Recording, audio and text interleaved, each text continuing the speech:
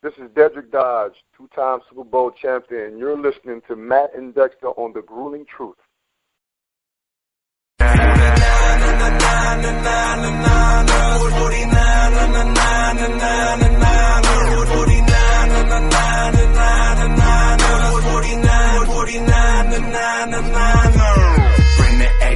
Hey, welcome everybody to another edition of the 49er Weekly Show on the Grueling Truth Radio Network.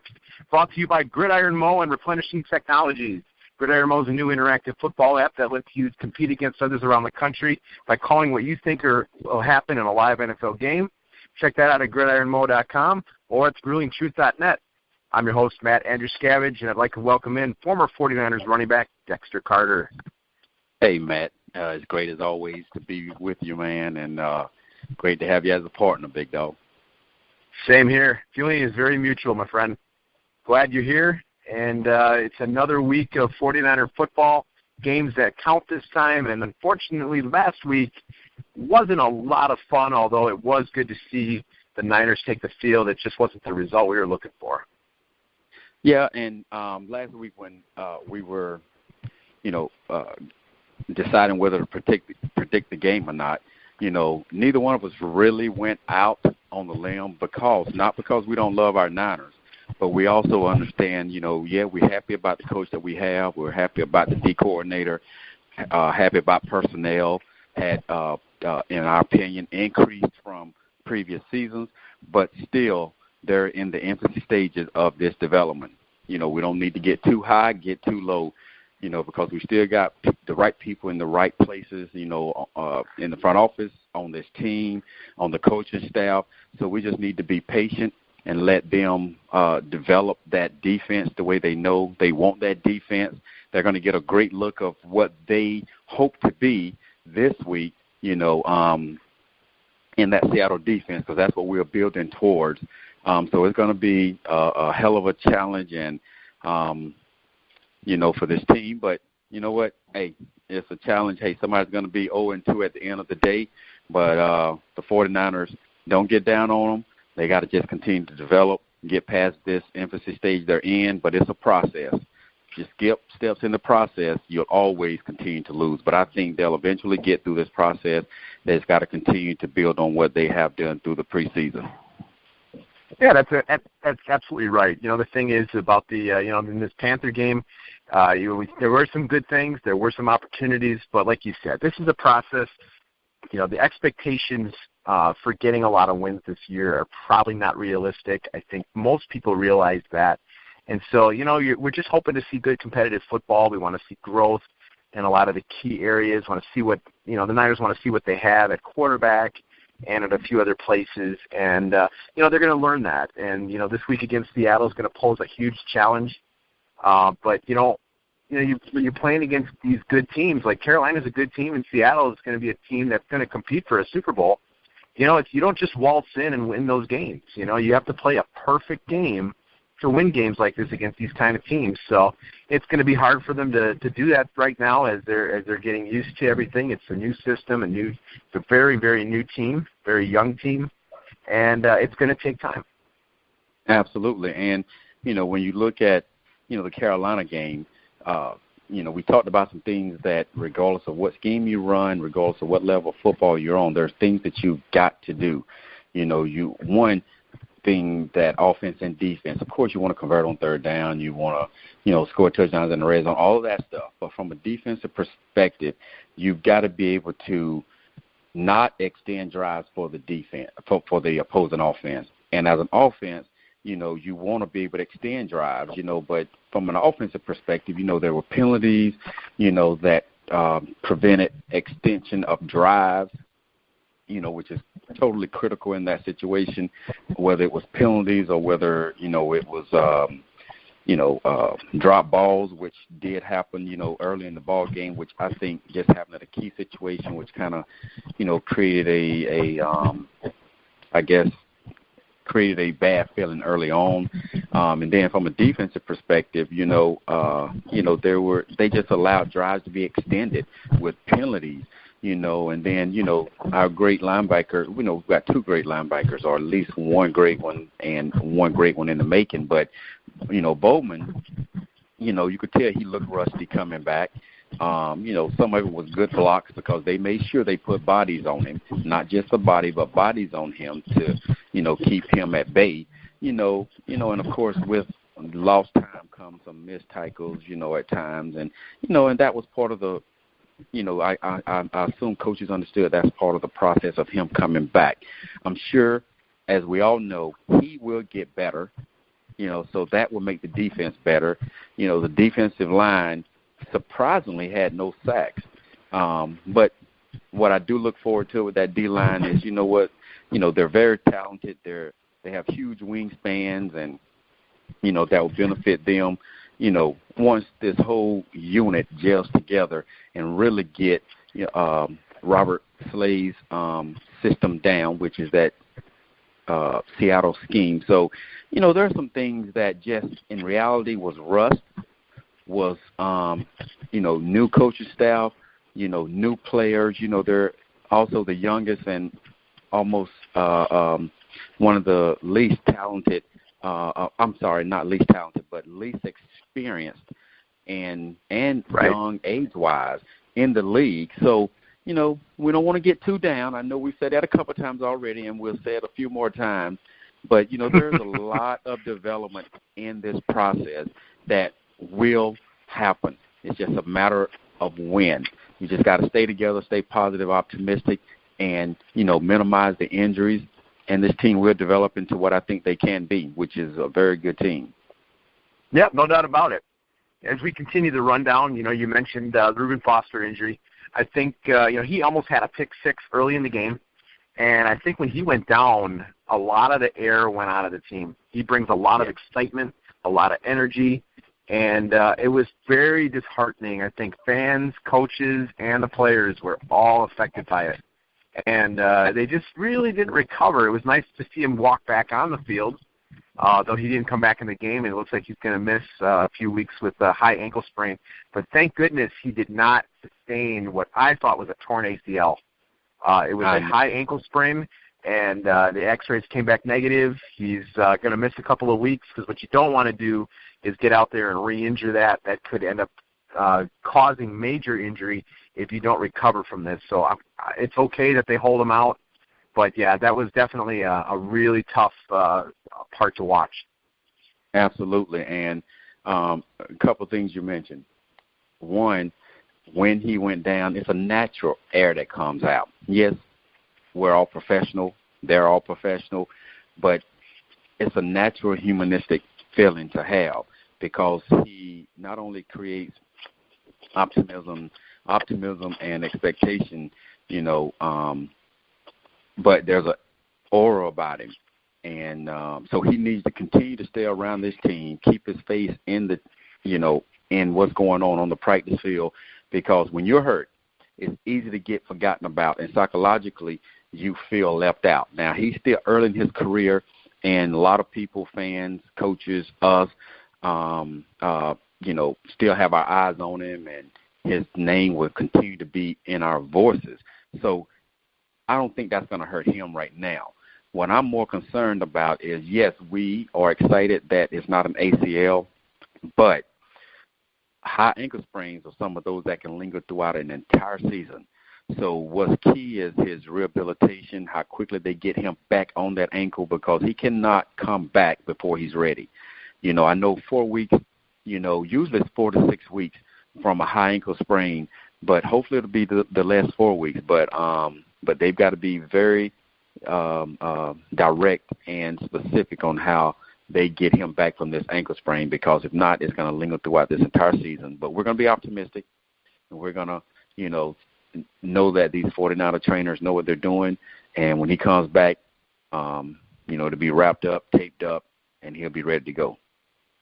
Yeah, he was basically saying if he had it his way, he'd play this week. So he feels like he can play, but they're gonna have him on a boot for a little while and just take it slow. The best thing to do right now, it's not him being out there is probably not going to translate into wins by itself. Absolutely. So it's best to just let him recover. Hey, great point. Yes, if we were in a playoff run, you know what, he would be out there. But right now, there's nothing at stake right now. It's not going to increase the development of this team any quicker, with him out there. It's not going to help that offense any quicker just based on the stage we're at. Second game of the season, our hope before the season was to hopefully be 500. So at this point, there's going to be a point in his career, hopefully very, very soon, where the 49ers are going to be in the position every year of being in a playoff run. And these high ankle sprains may happen, and he's in a position to play, and he'll be called on to play, and he's gonna have to dig deep down, like I'm sure he did at Alabama, and play hurt. Because when you get mid-season on and you get in that playoff race, everybody's hurt. Everybody's got something sore. So that will pay off in the future, but not right now. Right. Well, as we continue, the 49ers lost a game to the Carolina Panthers, 23-3. There were some things that happened early that sure looked like some possibilities. I think the big one that stands out to me was, on the Carolina's opening possession, the Niners were able to make a stop and prevent Cam Newton from converting a third down and get off the field. That was really nice to see. But then on the Niners on their first drive, it's third down from midfield, and Marquise Goodwin is open, and Brian Hoyer puts the ball perfectly over the defender, hits him right in the numbers, and it goes through his hands, and he knew that was a really big turning point in the game. I saw the interview with him in his locker, and he said, just no excuses. Just that's the kind of play I got to make. So he knows he's going to bounce back from it. But had they gotten that, that is either a touchdown or minimum. If he doesn't go in the end zone, they're probably coming away with a field goal, which really getting points on the board early would have been huge. But it was just, there was just a number of plays like that where had they gone the other way, we might be talking about a different game. But that's football. Absolutely, and part of it is the first half when we've had our starters playing and they looked extremely well, especially Minnesota when ended up losing. Of course, second half you're playing a lot of guys that you're looking at whether they're going to make the team or not. A game like this, when you got a new coach, new players, creating a new identity, and then all of a sudden these players who played 1 or 2 quarters during the preseason all of a sudden played 4 quarters. This is when, regardless of how much practice time they've had, this is when those moments like that happen because they haven't really gelled together as well as they want to. You have those missed passes or those missed catches or those, missed blocks. Those things happen. The more this offensive playbook opens up, the more they continue to play 4 quarters together in these games, they're going to continue to progress and advance as the unit that they want to be. But right now, you would hope you don't have to have all of that work together in the first quarter to get a pass that really should be caught. Those things happen. The Jerry Rices have dropped them, not many times, but they have. It's happened, with running backs, et cetera. But it happens. But at this point, being a young team, the air lets out of you a little easier than it does on a veteran team, like the 49ers used to have, that can overcome a play like that early on. So it will happen. It will happen. You just hope that in this next game, can't afford to have really any of those if you want to compete and be in the game at the end. But that too shall pass. Just got to stay in there with them and focus and keep repetition. Repetitions is what this team needs together. It's what the quarterback needs with the receiver. So they'll be okay. With time comes confidence. That's right. This is all a process. They did this back in 1979 and 1980. It was a process. And, Bill Walsh's first year was 2-14. The second year was 6-10, and they really weren't getting a whole lot better. But then all of a sudden 1981 came. Things can turn around quickly. You just got to trust the process. They got a lot of young players. Game one is not the time to be worried about, getting a guy off the roster. So it's I think the cooler heads prevail in these types of situations. It's been tough the last few years because of, where they dropped off from. But, they got to be excited about the nucleus of the team and the direction that they're headed. I did see some good things in this game. I'll talk just a little bit about those. Tank Carradine was the highest-rated linebacker against the run this week. He played very well against the run, which, he was drafted for his pass rushing ability, but he is playing well against the run right now. The rookie, Solomon Thomas, was graded out pretty well against the run. Didn't grade out very well against the pass, which is kind of disappointing. But, again, it is only the first game. It's his first week. But the guy who probably played the best on defense was DeForest Buckner, last year's first-round pick. He got the quarterback pressure that rushed Cam Newton into overthrowing a wide-open receiver in the end zone. If there was a pressure to be made, it was by DeForest Buckner. And so I also like to see it was good to see an 8-man rotation on the defensive line. DeForest Buckner isn't going to play 1,000 snaps this year, which is good.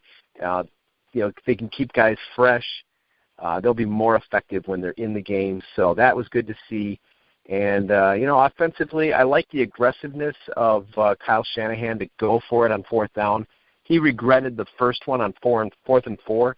But in the situation, it's like, punting isn't really going to help you when you're losing by a lot. What do you have to lose by trying to go for it? And they had opportunities, but the offensive line didn't have its best day, and I'm sure we'll get into that in a little bit. Absolutely. And, a lot of things that you mentioned when you look at, statistically on the offense and defense, kind of explain some of the success or failures that they had. But from a defensive perspective, you had talked about Carradine actually, when we talked during the preseason and over the last couple of years, you wouldn't have mentioned him in the top 2 or 3 defensive linemen, but so him, having some success this first game just continues to reiterate to me that the depth on this defensive line, as they continue to develop and is going to be awesome in the future, in the near future, because this 8-man front and this type of defense they're running, man, is going to be awesome because it's going to shut down the run, the majority of the time against opposing teams, because if other teams can run against an 8-man front that the 49ers are putting together, there's going to be a problem. So they're going to shut that. Their goal is to shut the run down, minimize the run at least. You're not going to shut everybody down, but if you can minimize the opponent's run and have backers that can drop into those, short intermediate hook zones, and then have that 3-man secondary man up those receivers, the defense we know is going to come around just because of that fact, the type of defense that they're playing. And offensively, you look at Hyde, I think Hyde should have actually had the opportunity to carry the ball more. I know the offensive line had their issues, but I believe he had, 45 yards on like 5 or 6 carries. So I would give him the ball more. But, that's going to come to just as will the total offensive yards. A Shanahan offense is better than the 217-yard game. I mean, they're better than that. So we're going to get better. We're going to get better on the run. We're going to get better on the passes. We're going to stop dropping passes so much. Our yards per, play is going to increase because that wasn't that great either. But Hyde, 5 yards a carry, you got to, give him the ball a little bit more. But that will come in time. But things like first downs got to improve. That'll improve, the more you run, the better you run. And, of course, when you catch passes and not drop them. Third down conversions now, we were 2 of 11. Nobody can win when you're not even converting a quarter of your third down conversions. That's drive killers. But, again, I don't need to be here telling Kyle Shanahan how to do that. We're here just to elaborate on what happened and to give our opinion on where we see them going. And we see positive things happening. Players impact what coaches call a lot, probably the majority of the time. I've always been told players make plays. Plays don't make the player. So that will continue to improve, and as we go forward in these games, starting this week. So they'll be all right. Players got to control what they can control, and coaches have to control what they can control. And once they get on the same page, again, history has proven when you do what Seattle's defense does, like Atlanta is doing, like Bradley is doing with his current team. I believe he's in Denver. When they do what they're doing, this defense is going to be as good as those defenses are once they gel together. Right. Getting back to some of the positives, the defensive line, Elvis Dumerville, I know he had a pressure. I think we all would have liked to have seen sacks, but the thing about Carolina is they're more of a run-heavy team, and I think that's why Aaron Lynch was inactive because they're gonna run the ball more. So they played more linebackers and had a few more guys like that available. So the nice thing is Christian McCaffrey and Jonathan Stewart did not run all over them. They only averaged like 3.5 yards a carry. Cam Newton was not stellar throwing the ball. They were good enough to win, no question about it. But the Niners were able to give them a short field when they did not convert on those fourth downs. And I'm going to point to the offensive line as the big villain on those plays. Zane Beadles he's been having a rough couple of years. He's been Pro Football Focus, one of their worst rated guards. He missed countless blocks, and it's just one of those things where I think they brought in Laken Tomlinson from the Detroit Lions, and I think he's going to get the nod to start this week against Seattle because Beadles is just not getting it done right now, and that happens. He's a veteran. Sometimes you have good years, sometimes you have bad years. He's had some good years, but lately it's just not been pretty, especially against the run. But I think these things will improve. Like you said, Carlos Hyde. I thought Carlos Hyde had a good game. He had a couple passes as well. When you get down by a lot, it's hard to run the ball, but I think he will get more carries. If he can stay healthy, he's going to have the year that we think that he'll have. That we were talking about earlier in the preseason that he should really excel in this offense. So all in all, you look at the result on the field. The score is not pretty. There were things that there were definitely missed opportunities, but there were also some good things. And we keep it in perspective. This is a good Carolina football team. You got to play near perfect when you have this kind of youth and this kind of experience, but. You get through this rough stretch with Carolina and Seattle, things could change a little bit. You might be able to, sneak in a few wins there and going forward and probably get close to what we were thinking at the beginning of the year. But, it's process. No one likes to see losing, but right now we got to look at the good things and look and try to find the growth where we can. Absolutely. And offensively, I think we're still in good position. We just got to show up that offensive line, and as you said, there probably will be a change there at that guard position, and you got to do what you got to do. You're not throwing, making the change to throw away the player you're taking out. But you got to have a change right now. And Hoyer, to me, was still, 24 of 35, 193. That's not a bad day. His completion percentage wasn't, terrible.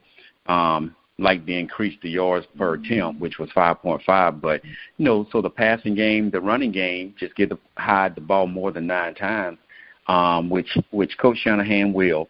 That offense is bound to get better. So, again, patience has been mentioned a few times, this podcast. But patience will be the virtue because they will get it together. Yep, I believe that. And so, as we transition to the preview for the Seahawks game, this really couldn't be put in a more difficult situation going to the division rivals' place after they're coming off a loss. So, they're desperate to get the win. They can't afford to be 0-2. And their front four is just beastly with Sheldon Richardson in there in the middle. Him and Michael Bennett are just going to be very difficult for our guards to try to block. And so they're going to have to do a lot of different things to try to give Hoyer protection. They're going to have to establish some kind of ground game. And the other problem is Pete Carroll and Russell Wilson kind of understand the Seattle defense. So if anybody knows how to defeat it and how to exploit the weaknesses, it's probably them. And we all know and are familiar with Russell Wilson's ability to throw the deep ball. So there's definitely heavy challenges this week. But, I think as fans, we're hoping for breaks. We're hoping for things to happen out there that can keep the Niners in the game, keep it exciting, give them a chance to win. But we have to understand that this is just the Seahawks are a better team, and it's going to be difficult to win the game. Right. That's the one thing, even coaches and players, as they meet, convene together, and go out on the practice field and execute, no team practices thinking they're going to lose or saying how dumb another team is. So we do get and understand that. But we as observers also understand that Pete Carroll will be incredibly disappointed if his team loses. They're going through their process over there to make sure that they don't lose. But what we're hoping for is to improve from what the 49ers were last week, play more consistent. Offensively, you still got to stick with the basics. You've got to run the ball. You've got to convert on